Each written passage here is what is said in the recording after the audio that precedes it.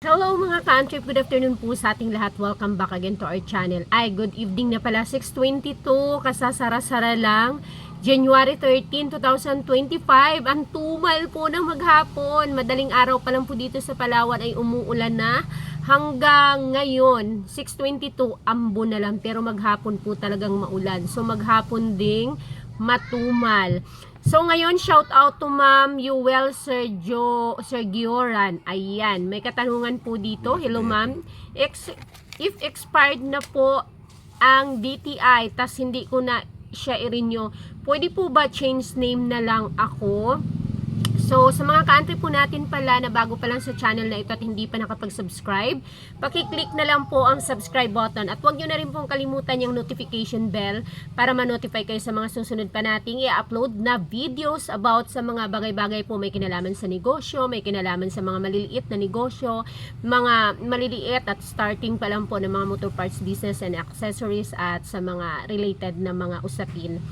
At please naman po, pa-subscribe na rin po ng aking bagong YouTube channel, Ann Bailey Vlogs. Ayan na sa mga ano po, yung mga lifestyle vlogs natin, sa mga out of this topic po na mga videos or na mga vlogs, pa-subscribe na rin po, pa-like. Ayan. So, sasagutin natin ang katanungan ni Ma'am kung hindi na i-renew daw ang DTI, pwede pa change name na lang niya.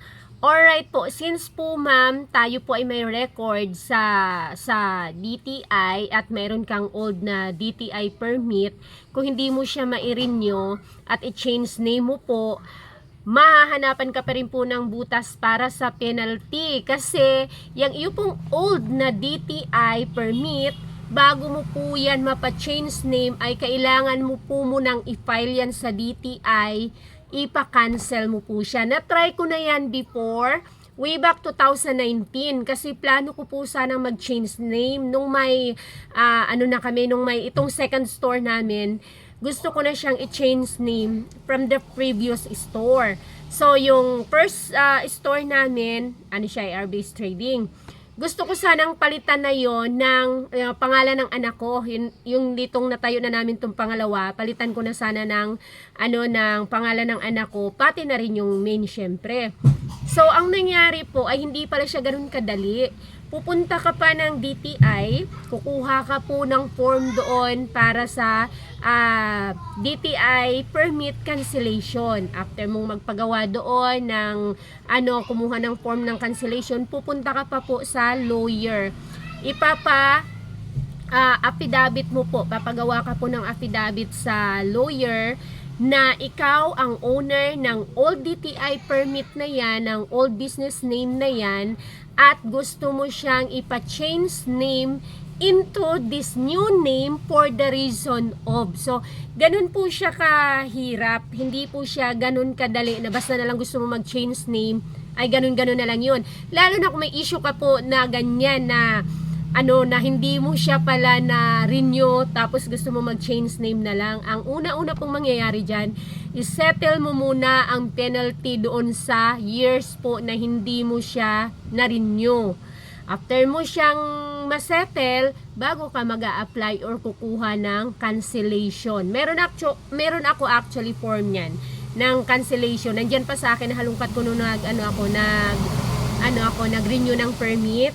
DTI permit request cancellation. So, pag natapos mo na siyang i-settled, nabayaran mo na yung mga penalty mo, bago ka pa po makapag-apply ng cancellation. Pag nag-apply ka na ng cancellation, papagawan mo ng affidavit sa lawyer with a stamp, and then ibabalik mo ulit sa DTI at doon ka na ulit mag-a-apply, kuha ka ulit ng form for new DTI permit. Hindi po siya ganun kadali na hindi po natin yun, akala po natin yung matatakasan na lang natin siya na may mga hindi ka na renew ilang taon. Ngayon, since may mga penalty yun, ang gagawin mo, ay, kuha na lang ako ng bago. Kahit po kung kuha ka ng bago, kung new siya, kailangan mo pa rin i-settle yun. Kasi mahalungkat naman po yun. Pag parang kaagad, owner, business owner, ang pangalan mo, related ka dito sa ganitong permit, PIN number mo ay related dito, may record na ito, ganun. So, mahalungkat pa rin po siya.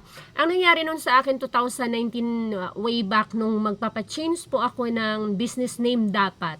Kasi nga, babaguhin ko na siya kasi meron na kaming branch. So, babaguhin ko na sana. Pangalan na sana ng anak ko. So, dahil po ang dami-daming tao that time sa, DTI, syempre pumila na ako noon para sa cancellation, kukuha ako ng form ng pa-cancel, tapos pumunta na ako ng abogado, sa law firm, sa office ng abogado. Ang dami-daming pila. So ang nangyari, hindi ko na lang tinuloy. Bumalik na lang po ako sa DTI office at sabi ko, hindi ko na lang po ituloy ang pag-change name dahil sobrang tagal ang mangyayari kasi pa-affidavit pa. Ang daming tao, so hindi ko na siya tinuloy. Kaya tinuloy ko na lang yung hanggang ngayon. Way back 2014 hanggang ngayon, hindi ko na lang siya hindi ko siya napapalitan. Ngayon, yung plano ko sana na ipangalan sana ko, yun na po yung pinangalan dito sa shop, sa repair shop po mismo. Yes po, ni-required na po yan ng aming munisipyo yung shop, yung gawaan mismo, yung paggawa na yan, mga labors na yan dito. Same building, same establishment, pinakuhaan ng sariling permit ang repair shop. Out na siya dito sa store. So, kaya doon sa mga nagsasabi na dapat wala na daw pong parte ang shop sa labor ng mga mekaniko, it's a big no-no po. Ang laki po ng binayaran ko sa repair shop na for the past 2 years, ang laki nung in-increase niya. To think na napakatumal in the past year, 'di ba? Magkano bang ini-increase natin sa permit yearly? 15% from the gross, 20%, di ba? Ang laki po nun. So, pag ikaw ay walang parte sa shop at nagbabayad ka, tayo na nga ang nagsushoulder ng nila nung parang bayarin ng mga mekaniko. Ngayon, kung wala kang parte doon, sobrang abonado ka, lugi iyong shop na repair shop mo. Lugi ka lang sa kita mo. Actually, 20% is napakaliit nun. So may mga bayarin ka pa doon, the tools mo, the permits mo, 'di ba? So paano masasabi ng mga tao na mga nagko-comment yan na sana hindi na lang kuhaan, gahaman naman ng mga shop owner na kuhaan pa, bawasan pa ang ang kinikita ng mga mekaniko. Ang lalaki ng mga kinikita ng mekaniko. kung alam nyo lang. And then ayan, isabay na rin natin ang katanungan dito ni Sir, kasi sabi niya nung napag-usapan natin na napag-usapan natin ang mga penalty sa mga hindi mag-renew or sa late renewal. Ayan, sabi ni Sir Fontec, sinabi pa magkano penalty sa late renewal, sinabi ba? Hindi ko po yun nabanggit, hindi ko po sinabi kasi iba-iba po.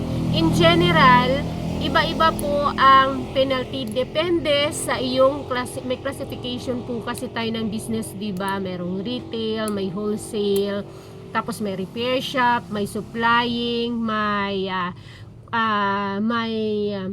contractual, may manufacturing. Ngayon depende po 'yun sa business mo at sa haba ng length ng business mo at doon sa gross mo nung previous year kung ilang taon kang hindi nag-renew at kung magkano yung mga gross mo, depende po yun sa pag-compute po ng mga collecting officer. So wala talagang masasabi dyan na ganito, kahit nga po sa mga binabayaran ng business permit, sa mga business tax at sa kabuuan, kasi iba-iba po ang singil, depende po sa kung gaano nakatagal ang business nyo.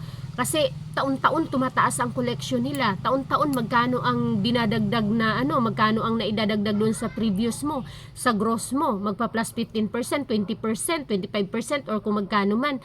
Hindi ako magbabanggit kasi ng fix kasi hindi ko sure sa ibang mga munisipyo, sa ibang city kung same ba yan all over the Philippines yung yung increase ng taxes. But ang sure ako is yearly tumataas yung ating mga business tax, yung ating mga binabayaran, even the building.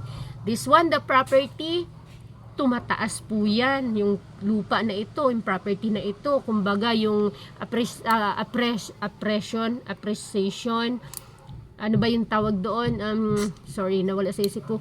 Tumataas, ang laki ng tinaas. Parang sobra, triple yung tinaas ng property. Kaya po pala yung mga lupa ay sobrang taas kapag along sa kapag business business site, ganun, kasi ang taas pala ng magiging presyo niya, market value niya, kasi sa tax pa lang ang taas na nga So, hindi ko po sigurado kung magkano kasi hindi ko naman alam kung anong business nyo.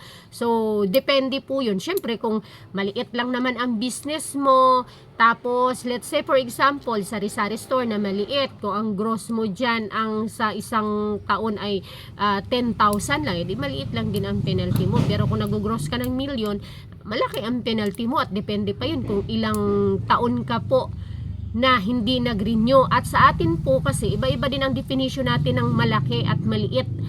Let's say for example, yung nakasabay ko, may pinaltihan siya na parang 5,700. Oh, para sa kanya, sobrang laki na yun. Grabing paghihimutok niya. Kung para sa akin, sasabihin ko, maliit na nga po yun eh. Kasi way back 2019 din, nung nagka-penalty ako sa pag-late ko ng rehistro ng DTI ko, halongkat lahat, umabot ng 21,000 yung penalty ko, pinagsama-sama na yun kasi pati sa BIR. You see? Malaking-malaki na sa kanyang 5,700, sobrang naghihimutok siya. Para sa akin, maliit lang yun kasi may na-experience akong malaki. Yun yung malaki sa akin na, kasi sabi ko, maliit na nga po yun kasi nung ako before, umabot ng 21,000 yung mga naging penalty ko pinagsama-sama. Kasi nahalungkat na rin yung sa BIR. Nagsimula lang siya sa pag-late registration ko ng DTI. So, ganun po siya kakomplikado. Kaya po yun, hindi ko na sabi diretsahan kung magkano yung amount. Basta may penalty po siya. So, ayun po. Yun lang at marami pong salamat. Sana ay nabigyan natin ng kasagutan at linaw. Si Ma'am Sergio Godan at si Sir Pontek. Ayan, please naman pasuyo, please. Pa-subscribe naman po ng Anbailio Vlogs sa ating bagong YouTube channel at palike na rin po ng video na ito kung inyo nagustuhan. See you on my next video. Bye-bye mga ka-antrep. Hindi masyadong happy ang today dahil matumal ang ating maghapon dahil sa ulan. Simula pa kanina madaling araw. Bye!